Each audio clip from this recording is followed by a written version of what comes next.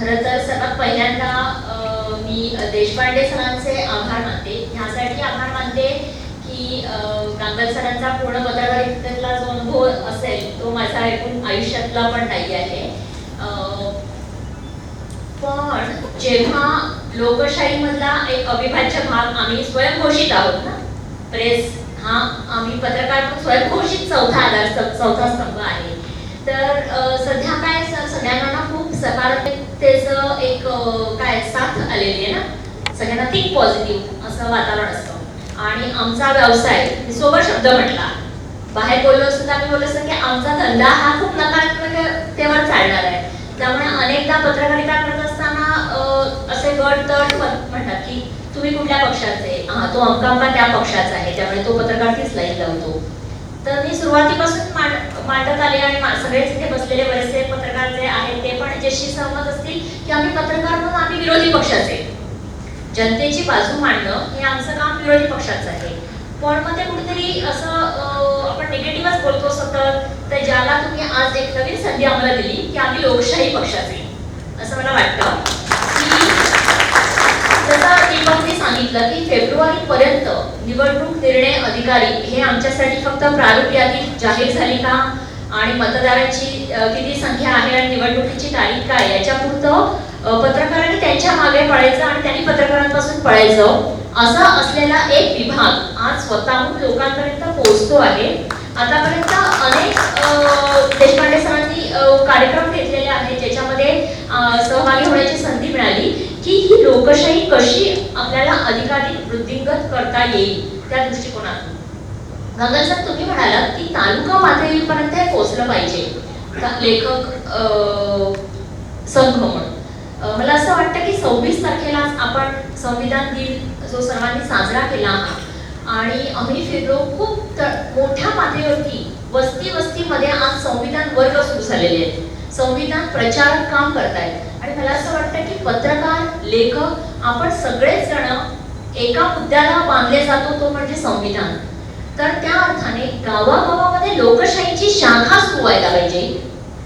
म्हणजे तालुक्याला संघ आणि गावाला शाखा, तेव्हाच खऱ्या अर्थाने आपण भारतीय राज्यघटना बळकट करू शकू असं मला वाटतं. आजच्या ह्या परिसंवादाच्या निमित्ताने आपण त्या विषयाकडे यायचं झालं तर परिसंवादाचं टायटल काय आहे? भाषा, लेखक आणि लोकशाही. लेखक म्हटल्यावरती आपल्या सगळ्यांच्या डोळ्यासमोर काय उभं राहिलं चित्र? झब्बा घातलेला एक पुरुष.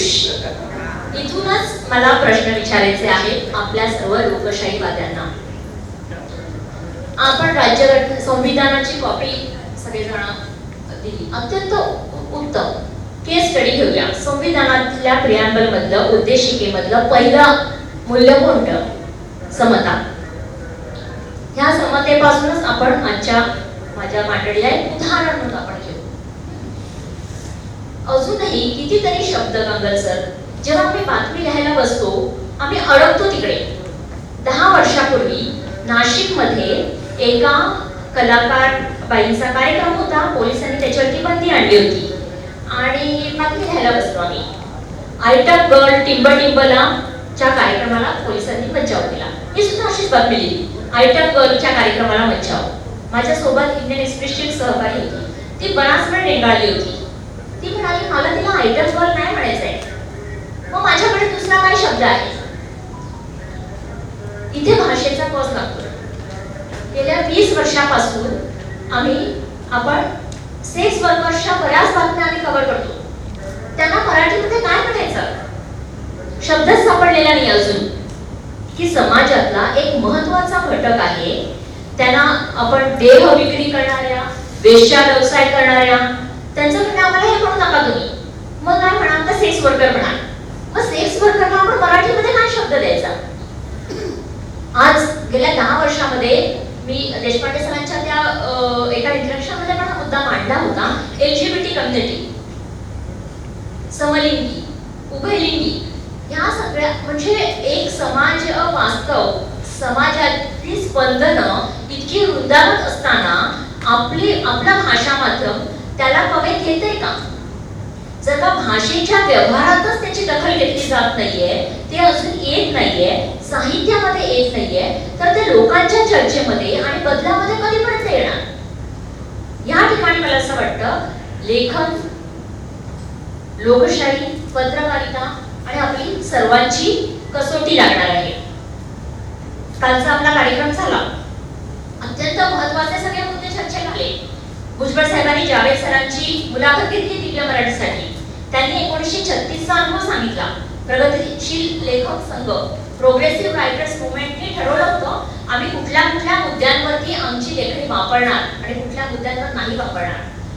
तर त्याच्यात त्यांनी नमूद केलं की त्यातला एक कलम होतं की नारीवाद, नारी जाति के अधिकारों के बारे में हम लिखने वाले थे. पण आज काय झालंय, ते म्हणते की लोकच कन्फ्युज्ड आहे की आजची बाई नेमका काय विचार करते, कशी जगते, तिला काय करायचंय, ती काय करते हे कोणालाच माहित नाही. हे कोणाला माहित नाहीये ते साहित्यामध्ये येत नाहीये. आपला कार्यक्रम, साहित्य संमेलनाची कार्यक्रम पत्रिका म्हणजे सगळ्यांच्याकडे आहे. कार्यक्रम पत्रिकेवरती किती नावं आहेत? 254. त्यातली महिलांची नावं किती आहेत? 33, म्हणजे 4%. त्यातल्या 30 कवयित्री आणि बाल साहित्य संमेलनासाठी. म्हणजे तिथे सुद्धा आपण आरोग्य खातं हे महिलेकडे द्यावं, गृह खातं घरातल्या गृहिणींनी सांभाळावं, मग बाल साहित्य हे बायकांनी बघावं, असा विचार केलेला आहे. काल व्यासपीठावरती किती मान्यवर होते भुजबळ साहेब?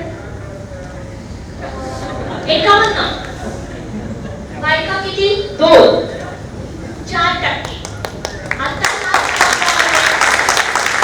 ही केस स्टडी म्हणते पुरुष एक्झॅक्टली प्रमाण वाढते. आशा आहे आपण बदलतोय. आता या व्यासपीठामध्ये मी मोजलं 120 जण आपण आहोत सगळेजण आणि साधारण 38 बायका आहेत. 30% पोहोचलोय. आपल्या सर्वांच्या पुढे लोकशाहीचं आव्हान आहे. गांगल सर म्हणाले की राजकारण्यांना साहित्यिकांच्या व्यासपीठावर नावं ठेवली जातात. आज आम्ही गावागावामध्ये जातो, पंचायत समितीतली ती बाई उभी राहते, तिला अजंडा हा शब्द बोलता येत नसतो, पण तिला माहिती आहे. तिला प्रश्न विचारला आम्ही, समजा अगदी हा 10-15 वर्षाचा फरक मी तुम्हाला सांगते. 10-15 वर्षापूर्वी जेव्हा गावामध्ये एखादी बातमी कव्हर करायला गेल्यावरती ते चित्र असं चावडी असते, मारुतीचं मंदिर किंवा एखादा पाट आणि पांढऱ्या टोप्या घालून सगळेजण आपली मंडळी बसलेली असतात. मग चॅनलची गाडी आली का धावत धावत येतात. मग ते सांगतात असा प्रश्न आहे, तसा प्रश्न आहे, जी काय बातमी आपल्याला कव्हर करायची असते. मग आपण त्यांची बाईट घेतो, मग ते बाईट घेतात. मग आपण त्यांना विचारतो की तुमचं नाव काय, ते सांगतात अमका तमका तमका. मग मी विचारते तुमचं पद काय, मग ते सांगायचे उपसरपंच. म्हणजे मग काय याचा अर्थ असायचा? सरपंच. मग मी म्हणायची की तुम्ही सरपंच बाईला बोलवा. मग ती बिचारी कोपऱ्यातना कुठनं तरी हाताची कणी पुसत पुसत पदराने यायची. हे चित्र होतं 10-15 वर्षापूर्वीच. आज तुम्ही कुठल्याही गावात जा, पाट तोच आहे, मंदिर तेच आहे, तिथे बसलेल्या फक्त टोप्या गेल्या आहेत, जीन्स आलेले आहेत, बाकी चित्र काही बदललं नाहीये. पण जेव्हा पत्रकार आलेले आहेत हे कळल्यावरती पिनअप केलेली गावातली एखादी सून कोपऱ्याने का होईना येते, तिच्या हातामध्ये एक पुरसुंडी असते, ती मला बाजूला घेते, मॅडम मी सरपंच आहे हे आम्ही निवेदन दिलेले आहे. हा फरक आज पंचायत राज व्यवस्थेने राजकारणामध्ये आणलेला आहे. ती खरी लोकशाही आहे. हा फरक आपण साहित्यिक आणि सामाजिक जीवनात आणणार की नाही आणि कधी, हा माझा प्रश्न आहे. कारण आपण सरसकट म्हणतो की महिलांचे प्रश्न. आता हे महिलांचे प्रश्न इतके कठीण आहेत. मी फक्त मी महिला म्हणून म्हणत नाही, आपण संविधानातलं समता हे एक केस स्टडी घेतोय. Working women. आता वर्किंग वुमेनला आपण मराठीमध्ये काय बोलणार? नोकरदार बाई, कामवाल्या बाया, घरेलू महिला काय बोलणार? आणि वर्किंग वुमेनचं जे काही भावविश्व आहे ते तुम्ही मराठी साहित्यामध्ये कसं मांडणार आणि केव्हा मांडणार? आम्ही 14 फेब्रुवारीला 2 वर्षापूर्वी एक कार्यक्रम घेतला, व्हॅलेंटाईन डे, आणि सगळ्या मुली आलेल्या होत्या त्याच्यामध्ये. तर त्याची थीम त्यांनी मला मुलींनी काय सांगितली, टू सेलिब्रेट ब्रेकअप मला म्हणतातच ना, ही पिढी आहे. म्हणजे दीपक म्हणतात की आम्ही दोघं तुमच्यामध्ये छोटे आहोत, आणि आमच्या पिढीपर्यंत प्रेमभंग झाला ते आयुष्यभर दुःख, आणि आजची पिढी जर का ब्रेकअप सेलिब्रेट करत असेल तर ह्या सगळ्याचं आणि काय म्हणतात ते मूव्ह ऑन, हे सगळं आपण मराठीमध्ये कसं चिमटीत पकडायचं आणि कसं मांडायचं ह्याचा आपल्याला आता विचार करावा लागणार आहे.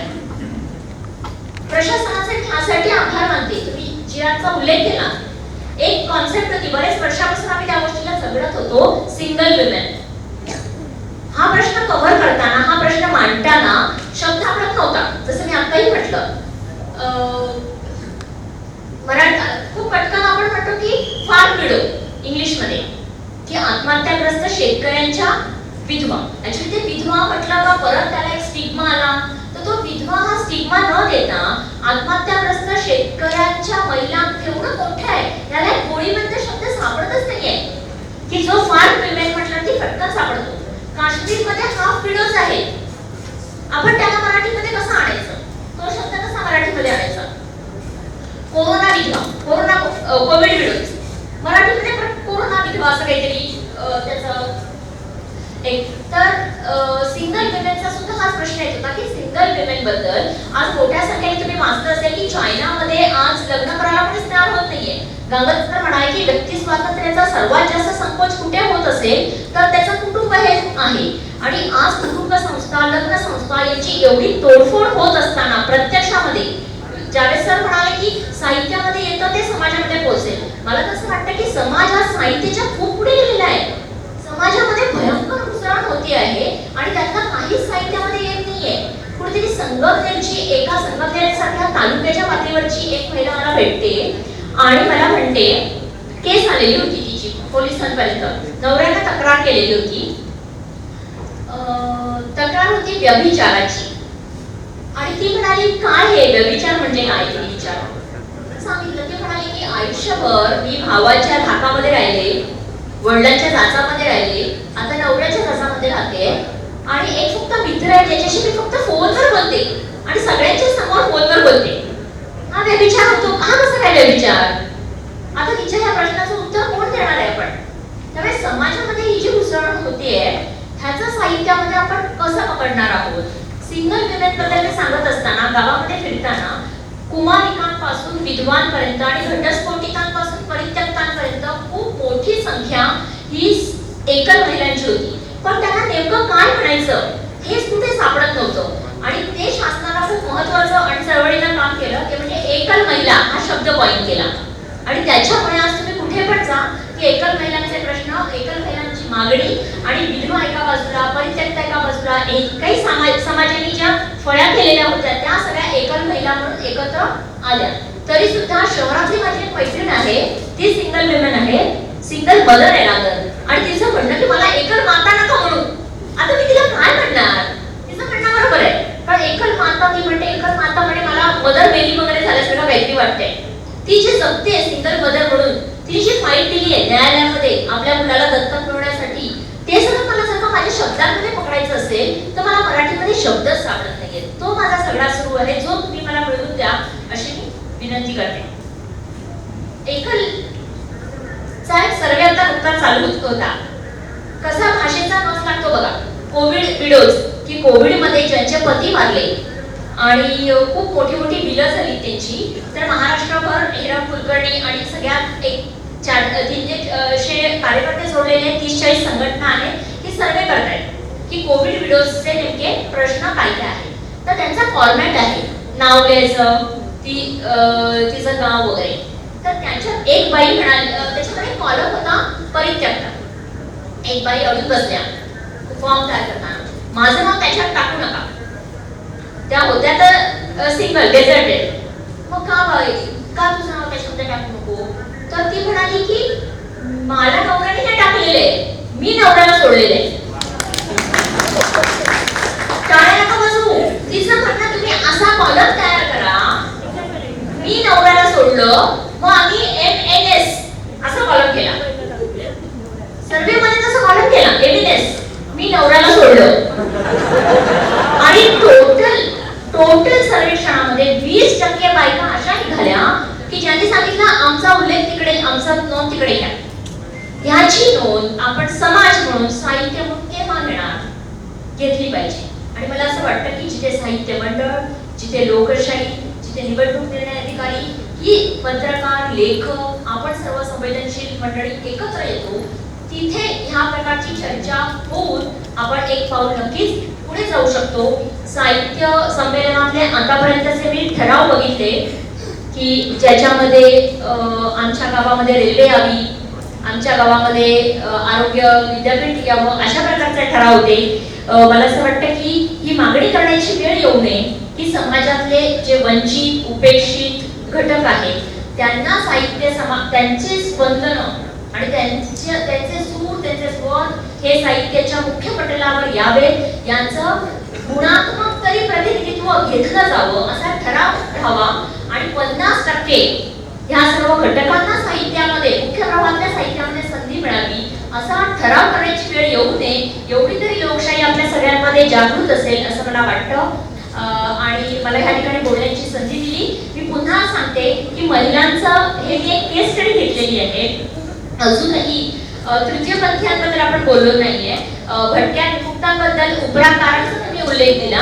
आम्हाला असं वाटायचं की भटक्या विमुक्तांचे प्रश्न म्हणजे आता संपलेले प्रश्न आहेत, मात्र त्याचे जे वेगळे आयाम आहे, आज डॉक्टर आहे, इंजिनियर आहे आणि त्यांची व्हर्जिनिटी टेस्ट केली जाते आहे. या व्हर्जिनिटी टेस्ट करणारे, त्याला विरोध करणारे, ह्या सगळे आपल्या कथा कादंबऱ्यांचे जेव्हा नायक होतील तेव्हाच खऱ्या अर्थाने लोकशाही ही आपल्या जीवनामध्ये रुजेल असं मला वाटतं. उज्ज्वल सरांना निघायचं एक शेवटचं उदाहरण देते. एक मैत्रीण भेटली, ती म्हणाली शुक्रवारी आमच्या घरी मीटिंग आहे. मी म्हटलं कसली मीटिंग आहे? ती म्हणाली आमच्या घरची मीटिंग आहे. दर शुक्रवारी आमच्या घरची मीटिंग असते आणि पुढल्या आठवड्यामध्ये कोणाचा काय कार्यक्रम आहे, कोण काय करणार आहे त्याचा निर्णय तिथे घेतला जातो मीटिंग मध्ये. मला असं वाटतं की लोकशाही जर का कुटुंब संस्थानाबद्दल ही खऱ्या अर्थाने व्यक्ती स्वातंत्र्याचा संकोच करणारी असेल आणि याच्यामध्ये सर्वात जास्त आक्रमण जाणारी बाई आहे, मुलं आहेत आणि वृद्ध आहेत, तर या कुटुंब संस्थेतूनच आपण लोकशाही खऱ्या अर्थाने रुजवू शकतो, प्रत्यक्षात जगू शकतो असं मला वाटतं. आणि त्यामुळे आपला कुटुंबमय घरातलं कुटुंब असेल, संस्थेतलं कुटुंब असेल किंवा वर्तमानपत्रातलं कुटुंब असेल, कार्यालयातलं कुटुंब असेल, तिथून आपण ह्या लोकशाही करण्याला खऱ्या सुरुवात करावी अशी एक अपेक्षा व्यक्त करते आणि या ठिकाणी थांबते. धन्यवाद. लोकांनी असा प्रश्न विचारलाय की लोकशाहीमध्ये शिक्षित बायका ज्यांचं करिअरचं वय 23 ते 33 आहे, अनेकींचं लग्न झाल्यानंतर या सगळ्या गोष्टी थांबतात, शासन आणि समाज याची दखल घेईल का, तर साहित्यात याची दखल घेतली जाईल का? का सगळं टीव्ही सिरियल मधल्या नायिकांसारखंच रम्य आहे असं आपण समजायचं आहे? मोठा विषय आहे हा परिसंवादाचाच विषय आहे स्वतंत्रपणे, पण हा खरंच एक गंभीर प्रश्न आहे असं मला वाटतं. आणि हा पूर्ण समाजाच्या पुढचा प्रश्न आहे, फक्त साहित्यापुढचा नाहीये. कारण का मी एक अनुभव सांगते की IBN लोकमत नावाच्या वृत्तवाहिनीमध्ये मी होते आणि तेव्हा निखिल बागडे त्याचे संपादक होते. तर एक प्रयोग जो मी आता मुद्दा म्हटला की आपल्या व्यासपीठावरती 50% कुठे आहेत बायका, तर आम्ही एक असा प्रयोग केला होता की 50% आपण मुलींना घ्यायचं. चॅनल सुरू होताना आणि 50% मुली घेतलेल्या होत्या आणि 3 वर्षामध्ये सर्वात जास्त कोण गळल्या होत्या तर त्या मुलीच होत्या. हे फक्त पत्रकारितेच नाहीये, सगळीकडेच आहे. आणि मला पण कळत नाही याचं उत्तर काय. मला पहिल्यांदा वाटायचं की हे आपला भारताचा प्रॉब्लेम आहे का, पण जेव्हा फेसबुकच्या COO आहे शेरिल सँडबर्ग आणि त्यांनी पुस्तक लिहिलेलं आहे लीन इन नावाची जगभरातली खूप मोठी चळवळ आहे. आणि त्यांचं असं म्हणणं आहे की हे जे वयोमान की बरोबर 20 ते 33 हा कालावधी महिलांसाठी कुटुंब आणि करिअर या दोन्हीमध्ये संघर्ष आणणारा आहे. गंगा सर, एक माझ्या आधीची पिढी कदाचित अशी होऊन गेली की तुम्ही आम्हाला चॉईस देत होते आयदर ऑर, म्हणजे तुम्ही एक तर करिअर तरी करा किंवा तुम्ही कुटुंब तरी सांभाळा, बरोबर. पण आज मोठ्या संख्येने अशा मुली आहेत की ज्यांना कुटुंब पण हवंय आणि ज्यांना करिअर पण करायचंय, पण त्यांना ह्या समाजामध्ये आणि व्यवस्थेमध्ये मुभा नाहीये. त्याचं आपण काय करणार? तर हा सगळा समाजापुढचाच प्रश्न असं मला वाटतं. सपोर्ट सिस्टीमचा मुद्दा आहे.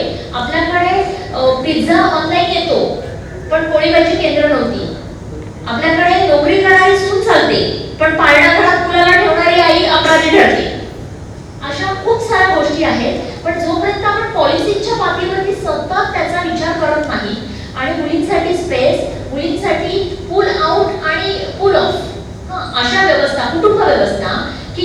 तिला सपोर्ट मिळेल.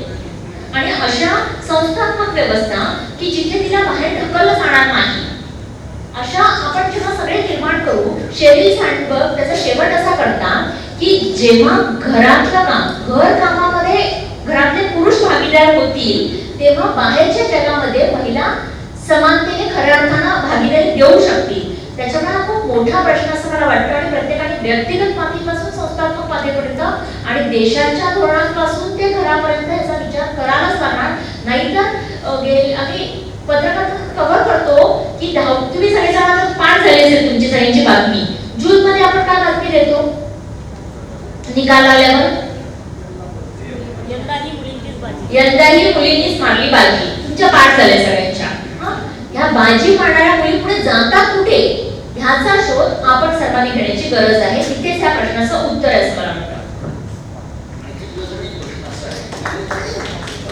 महिलांना लोकशाहीमध्ये मिळालेल्या अधिकारांचा गैरवापर होतो आहे का आणि त्यामुळे पुरुषांचं व्यक्ती स्वातंत्र्य लोप पावत आहे? हो, खूप गंभीर प्रश्न आहे हा. आणि नाही, खरंच गंभीर प्रश्न आहे. आणि मला असं वाटतं की अजून थोडा गैरवापर व्हायला पाहिजे. म्हणजे कसं होईल ते चक्र पूर्ण होईल, कदाचित एक चक्र पूर्ण होईल आणि मग आपण सगळेजण एका जागेवर येऊन नॉर्मलाइज होईल. त्यांना अजून गैरवापर व्हायला पाहिजे. अजून आपला संकोच होणं म्हणजे काय आहे, अतिक्रमण होणं म्हणजे काय आहे ते सगळ्यांनी आपण अनुभवूया आणि मग आपण मानवतेच्या दिशेने जाऊया. दीप्ती सारखे पत्रकार जेव्हा सीईओना विचारतील, पुरुष सीईओना, how do you balance family and career, आणि त्यांना उत्तर द्यावं लागेल, तेव्हा तरी सुरुवात होईल त्या गोष्टीची. दोन पुरुषांना प्रश्न विचारते ना की तुम्ही कशी काय हे करता, बायकांनाच विचारता हा प्रश्न. ते पुरुषांना विचारची वेळ आली आता.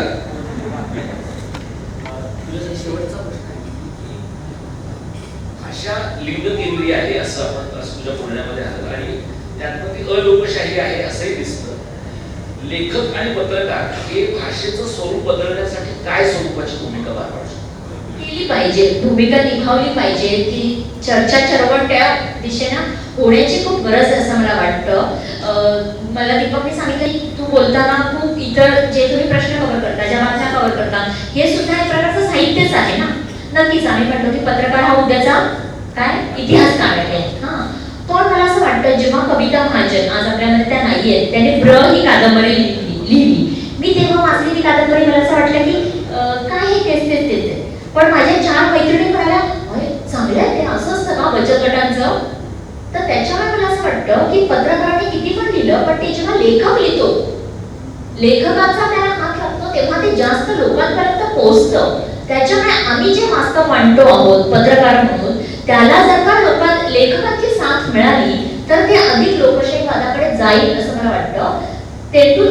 तेंडुलकरांचा कालही उल्लेख त्यांचा झाला की तेंडुलकरांची कमला आजही लिहिली जाते पण ती कुठे गायब झालेली आहे आज. म्हणजे इतक्या दिवसामध्ये ह्या लोकशाहीकरणासाठी किंवा भाषा ही लिंग केंद्रित होण्याच्या दृष्टिकोनात काय आता लिंग बघायला जेंडरला काय म्हणायचं, म्हणजे मला मी नाही सांगा कधी त्या शब्दाशी लिंग भाव. तर 25 वर्षामध्ये छोटंसं जे काय माझं बातमीदारी आहे, 25 वर्षामध्ये आतापर्यंत एकाच लेखकाने मला संपर्क केला आणि त्यांना एक कादंबरी लिहायची होती की हे लोक जगतात कसे, त्या बायका काय विचार करतात, त्यांचं शेड्यूल कसं असतं याच्याबद्दल. आणि ते म्हणजे आपले मावळते गेल्या संमेलनाचे अध्यक्ष लक्ष्मीकांत देशमुख. इथपर्यंत मला असं वाटतं कोणालाच का असं वाटलं नाही की मी कादंबरी लिहितोय, मी कथा लिहितोय, त्याच्यामध्ये हे लोक कसे असतील, त्यांच्यासाठी काय शब्द वापरायचा. त्याच्यामुळे लेखक आणि एकूणच समाज विश्वामध्ये हे भाषेच्या शब्दांबद्दल आपण खूप बोललं गेलं पाहिजे, चर्चा केली पाहिजे, तर आपण लोकशाहीकरणाकडे पोहोचू असं मला वाटतं. छोटंसं वैयक्तिक उदाहरण सांगते. माझी आई ग्रामीण भागात आलेली आहे, कोकणात. तर एक पदार्थ काहीतरी मी बनवत होते आणि ती काही शब्द आपल्या घरामधल्या फोनवरूनच आता सगळ्यांचं वर्क फ्रॉम होम चालू असल्यामुळे आणि आमचं 24/7 सगळं चालू असतं. तर ती खूप बारकाईने बघत होती मी काहीतरी बनवतेय. मग ती म्हणाली की झालं का? मी म्हटलं नाही झालं, चालू आहे अजून. तर ती म्हणाली अच्छा प्रोसेस चालू आहे. तो प्रोसेस हा शब्द जो तिला माहित नाही होता याच्या आधी, तो तिने घेतला. तर मला असं वाटतं किंवा त्यांनी अजेंडा सांगितलं बघा, ज्या गाव पातळीवरच्या ज्या सरपंच महिला, पंचायत समितीतल्या महिला मला भेटतात ना, अजंडा म्हणतात, काही म्हणतात, पण त्यांना ती प्रक्रिया काय आहे हे तिला माहिती आहे. त्याच्यामुळे ते शक्य आहे जर ते कॉन्शियसली आपण अधिकाधिक चर्चेमध्ये आणलं तर, असं मला वाटतं.